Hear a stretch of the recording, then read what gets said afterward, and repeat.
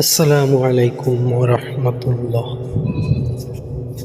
তো বন্ধুরা, আজ আমি যেটা আপনাদের সঙ্গে আলোচনা করতে চলেছি যে আমরা প্রত্যেক মানুষ সারাদিন পরিশ্রম করার পরে যে ঘুম দিই, সেই ঘুমানোর আগে কিন্তু একটা দোয়া আছে।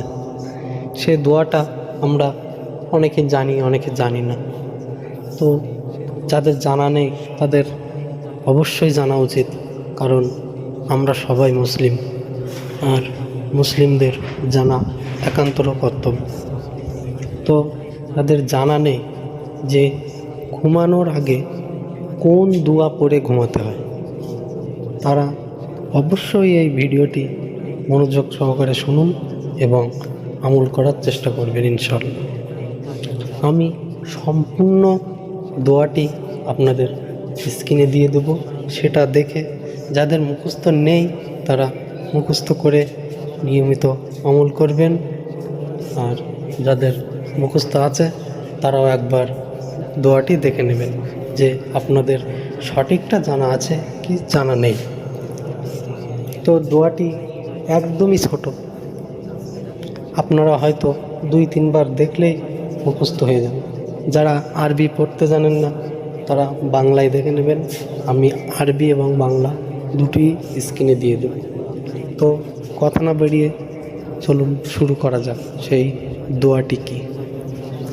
আপনি ঘুমানোর আগে একটি কাজ করবেন, তাহলে খুব ভালো হবে, এবং ঘুমানোর সময় আপনি এই কাজটি যদি করে থাকেন তাহলে আপনার দুষ্টু জিন এবং শয়তান আপনাকে ধোঁকা দিতে পারবে না। সেটা হলো যে আপনি যখন ঘুমাবেন, ঘুমানোর আগে অবশ্যই আপনি অজু করে নেবেন। অজু করে ঘুমালে কি হয়, আপনার দুষ্টু জিন এবং শয়তান আপনাকে স্বপ্ন দেখাতে পারবে না, খারাপ স্বপ্ন, এবং আপনাকে ক্ষতি করতে পারবে না। তো এবং অজু করে এই দোয়াটি পাঠ করবেন। তো দোয়াটি আমি স্ক্রিনে দিয়ে দিচ্ছি, আপনারা দেখে নেন। আর আমি দোয়াটি একবার পড়িয়ে শুনিয়ে দিচ্ছি, আপনারা মনোযোগ দিয়ে শোনেন। আল্লাহুম্মা বিসমিকা আমুতু ওয়া আহইয়া। আমি আর একবার বলে দিচ্ছি, আল্লাহুম্মা বিসমিকা আমুতু ওয়া আহইয়া। এই দোয়াটি আপনারা পড়ে তারপরে ঘুমাবেন, এবং এই দোয়াটি পাঠ করার পরে আপনি যদি আয়াতুল কুরসি জেনে থাকেন তাহলে আয়াতুল কুরসি 3 বার পড়ে আপনার সারা শরীরে ফু দিয়ে আপনি তারপরে ঘুমিয়ে পড়বেন। ইনশাআল্লাহ কোনো দুষ্ট জিন এবং খবিস আপনাকে ধ্বংস করতে পারবে না, এবং আপনি খারাপ স্বপ্ন থেকে বিরত থাকতে পারবেন।